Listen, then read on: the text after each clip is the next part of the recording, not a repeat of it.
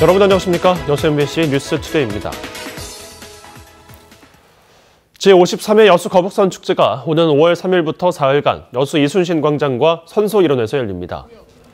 여수시는 이번 축제를 진남 호구 계열 만세 불빛이 되다를 주제로 시민과 관광객이 어우러진 관광체험형 축제로 만든다는 구상을 제시하며 어제 전반적인 축제 기획을 공개했습니다. 여수시는 특히 드론 100대를 띄워 해전 진법과 거북선, 이순신 장군을 표현하는 드론 라이트 쇼를 새롭게 선보이고 통제형 길놀이도 구간을 서교동에서 이순신 광장까지로 단축해 관객 몰입도를 높이는 등 그동안의 패턴에서 변화를 주기로 했습니다. 청소년 100원 버스 시책이 도내 지방자치단체들 사이에 뜨거운 감자가 되고 있습니다. 일부 지역에서 올해부터 시행에 들어가면서 주변 도시 주민들의 요구도 커지고 있지만 지역별로 감당해야 할 예산이 만만치 않습니다. 박광수 기자가 보도합니다. 초중고등학생 100원 버스 운행, 중학교 신입생 교복비 지원을 확대 시행하겠습니다. 정현복 광양시장이 자신의 선거 공약인 청소년 100원 버스를 전격 도입한 것은 올해 1월. 학생, 학부모들의 호응도는 예상을 뛰어넘었습니다. 새학기가 시작되자 중고생들의 승차 건수가 월 9만 건으로 지난해 2배를 넘어섰고 단지 교통비를 줄이는 것 이상의 효과가 있다는 반응도 나왔습니다. 학생들이 자율적으로 행동하는 것들 이래서 부모님들도 많이 좋아하시는 것 같더라고요. 100원 버스의 바람은 곧바로 인근 여수와 순천으로 불어닥쳤습니다. 여수 지역 20여 사회단체들은 조속한 제도 도입을 요구하며 시민 서명운동을 벌였는데 한 달도 못 돼 10,000명 가까운 시민들이 동참하는 뜨거운 반응이 이어졌습니다. 서명을 받으면서 청소년들은 옆에 지나가는 사람들까지 끌고 와서 서명해달라고 부탁할 정도로 홍도가 뛰어났고 학부모들은 말할 나위 없고요. 하지만 올해 초등생에 한해서만 100원 버스를 도입한 여수시의 경우 확대 시행에 대해서는 쉽게 답을 내놓지 못하고 있습니다. 중고생의 경우 초등생보다 버스 이용률이 월등히 높아 도시 규모를 감안할 때 해마다 50억 원대의 예산 소요가 불가피하다고 보기 때문입니다. 지금 순천하고 우리 시는 참 어려운 공경에 처하고 있는데요. 이것은 너무나 과도한 예산이 수반되는 것이기 때문에 이건 신중히 접근을 해야 된다. 보편적 교육복지 실현에 대한 요구가 높아지면서 100원 버스 도입을 둘러싼 행정의 고민이 깊어지고 있습니다. MBC 뉴스 박광수입니다. 전라남도의 국공립 어린이집 이용 증가율이 큰 폭으로 늘어난 것으로 나타났습니다. 전라남도는 지난해 국공립 어린이집 이용자 수가 5,900여 명으로 전년에 비해 3.7% 정도 늘어 전국 도단위 가운데 최고 증가율을 보였다고 밝혔습니다. 전남도는 도민들의 보육 서비스 제고와 안전하고 쾌적한 보육 환경 조성을 위해 지난해 국공립 어린이집 27개소를 확충한 데 이어 올해도 26개소를 추가로 늘릴 계획입니다. 여수와 부산, 제주도 남부 해역의 해저 지형에 대해 정밀한 조사가 이루어집니다.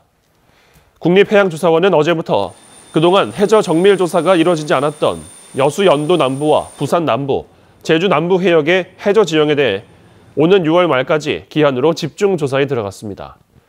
이번 조사에서는 선박 안정 운항에 필수적인 통항 지역의 장애물과 암초, 어장 변동 등 수로 정보를 확보하기 위해 해저면 영상 탐사 기능 등 최신 정밀 측량 장비가 투입됩니다. 지난 4일 강원도 산불 이후 비수도권 지역의 열악한 소방 실태가 조명되면서 대책 마련이 필요하다는 목소리가 높아졌습니다. 전국에서 전남 지역의 소방 인력이 가장 열악한 실정으로 조사가 됐는데요. 그 실태와 원인, 대안은 무엇인지 기획 보도로 짚어보겠습니다. 먼저 오늘은 조희원 기자가 전남의 소방 인력에 대해 실태 보도합니다. 여수돌산의 한 119 지역대. 어선이 정박하는 항구를 끼고 있고 관할 지역이 10만 제곱미터가 넘어 안전사고의 위험이 큰 곳이지만 상주하는 현장 대응 인력은 2명뿐입니다. 소방차 한 대당 출동에 필요한 최소 인원은 2명. 화재와 구급 상황이 동시에 발생하면 부족한 인력 때문에 지역대에 있는 소방차와 구급차 2대 중 1대는 출동조차 할 수 없는 상황입니다.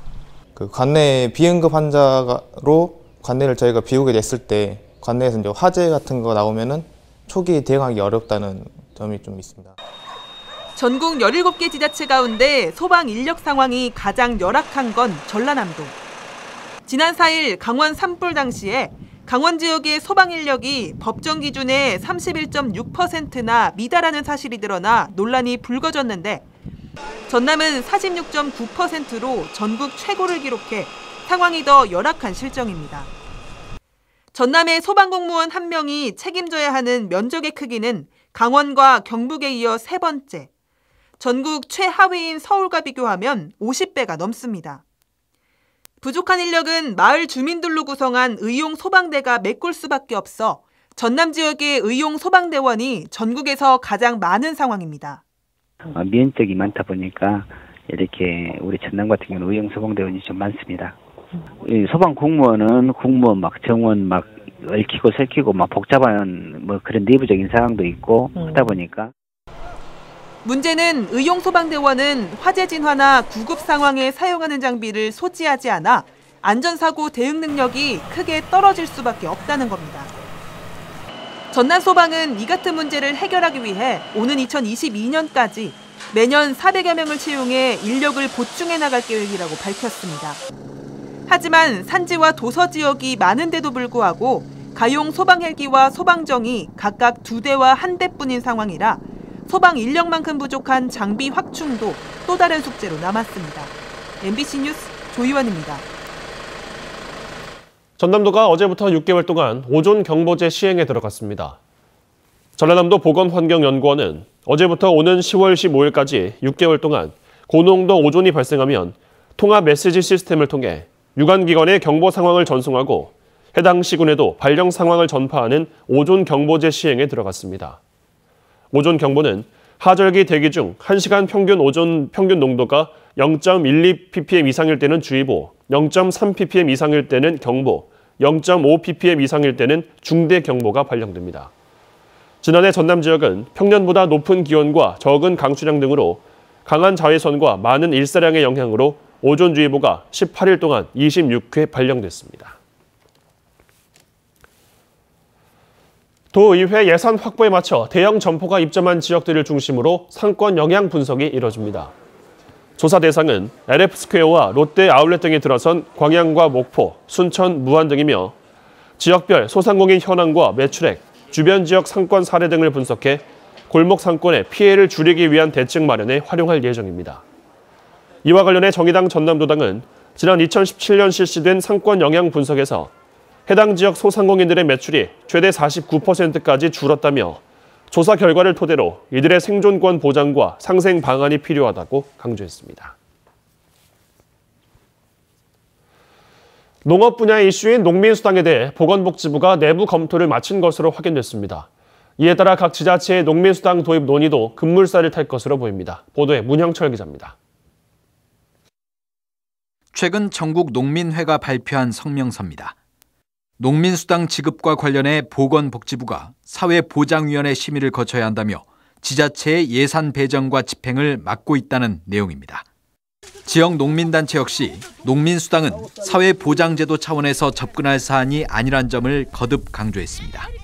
농업 정책의 한 방편이기 때문에 이것은 보건복지부에서 가타부터 심의할 해야 될 여지가 있는 게 아니죠, 아예. 논란이 커지자 복지부는 급하게 진화에 나섰습니다.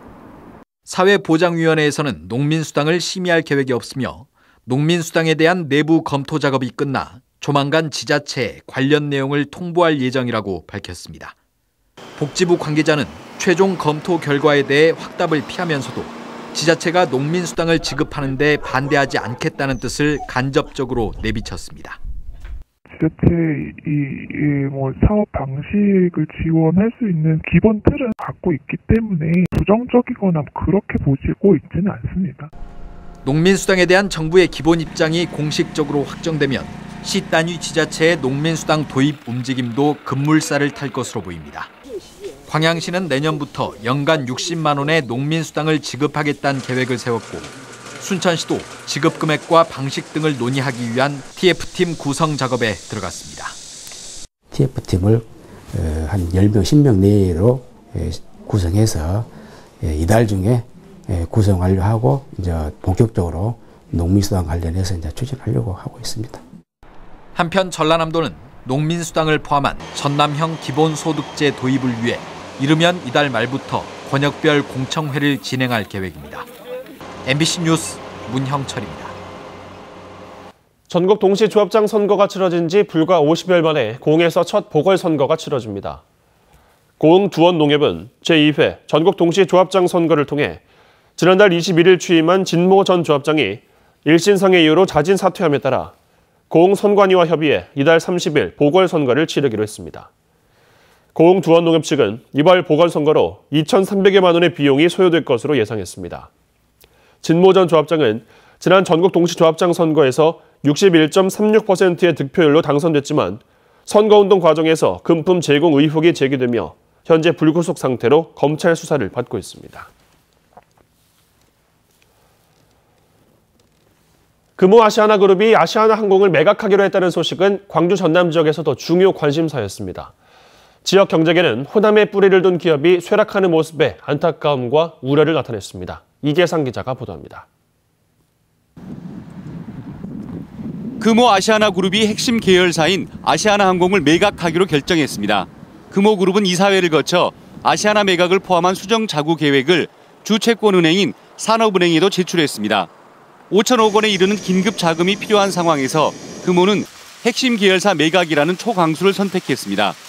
아시아나항공이 매각되고 나면 금호그룹에는 금호고속과 금호산업 등만 남게 되고 자산 규모는 11조 원대에서 4조 원대로 60% 이상 축소돼 재계 25위 대기업이 중견기업 수준으로 곤두박질 치게 됩니다. 광주 전남 지역 경제에 영향이 컸고 문화와 스포츠 발전에도 이바지했다는 점에서 지역에 미치는 파장이 클 수밖에 없습니다. 지역민들이 어떤 상실감이랄까 기대감이랄까 이런 것들이 너무 상처가 크기 때문에 되도록이면은 그런 어떤 이미지 그런 상징성을 좀 계속 이어갔으면. 호남을 기반으로 성장했던 금호가 쇠락의 길을 걷게 되면서 지역 인재 등용의 길이 좁아지고 직간접적으로 연결된 협력업체들이 피해를 보지 않을까 우려하는 목소리도 터져나오고 있습니다. 그룹 경영의 투명성을 높이고 오너 경영의 그 틀을 벗어나서 지역의 향토 기업으로 다시 거듭나길 바라는 마음입니다. 지난 1946년 광주 택시를 시작으로 한때 재계 7위까지 올랐던 금호 아시아나그룹은 경영진의 이딴 실책으로 회사 존립마저 걱정해야 하는 처지가 됐습니다. MBC 뉴스 이계상입니다.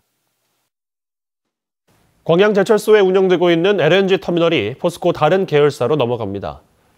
포스코는 LNG 사업의 경쟁력을 높이기 위해 광양에 있는 LNG 터미널을 포스코 에너지에 양도하는 대신 포스코 에너지가 보유하고 있던 부생가스 복합발전소를 흡수 합병하기로 결정했다고 밝혔습니다. 포스코는 광양제철소와 포항제철소에 있는 복합발전소를 인수함으로써 제철소 전력 공급의 안정성이 높아질 것으로 기대했습니다.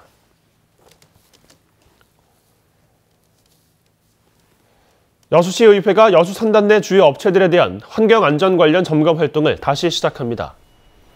여수시의회 여수산단특위는 오늘 한화와 롯데첨단 소재 등을 시작으로 다음 달까지 산업단지 내 10개 사업장을 방문해 업체별 환경안전 대책을 점검하고 올 상반기 악취 관리 지적에 대한 의견을 수렴하기로 했습니다. 여수산단특위는 올 1월에는 여수산단의 여천 NCC와 LG화학, GS칼텍스 등 6군데 사업장을 방문한 바 있습니다. 더불어민주당이 세월호 참사 5주기를 맞아 책임자 처벌을 촉구했습니다. 더불어민주당 전남도당은 세월호 참사가 부패 권력을 끌어내리고 새로운 사회를 향한 촛불혁명으로 이어졌지만 처벌받은 정부 관계자는 한 명에 그치고 있다며 책임자 처벌을 위한 적기를 놓치지 않아야 한다고 밝혔습니다. 또 진상규명 역시 진행 중이라며 특별법 제정이나 특조위 수사권 부여 등으로 세월호가 남긴 과제를 해결해야 한다고 강조했습니다.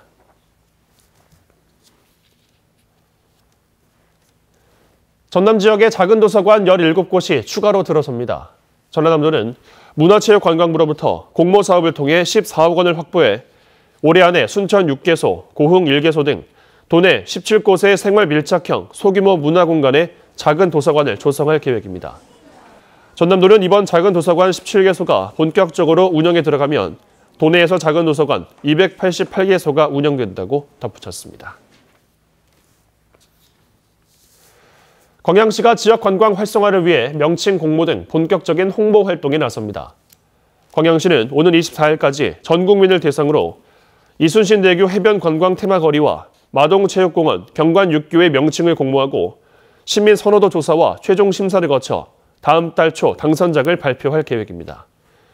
민선 지역의 핵심 사업인 두 곳에서는 지역 특색을 반영한 거리 조성과 시설물 설치가 추진되고 있으며 친수 공간을 활용한 관광객 유치에도 도움이 될 것으로 기대하고 있습니다.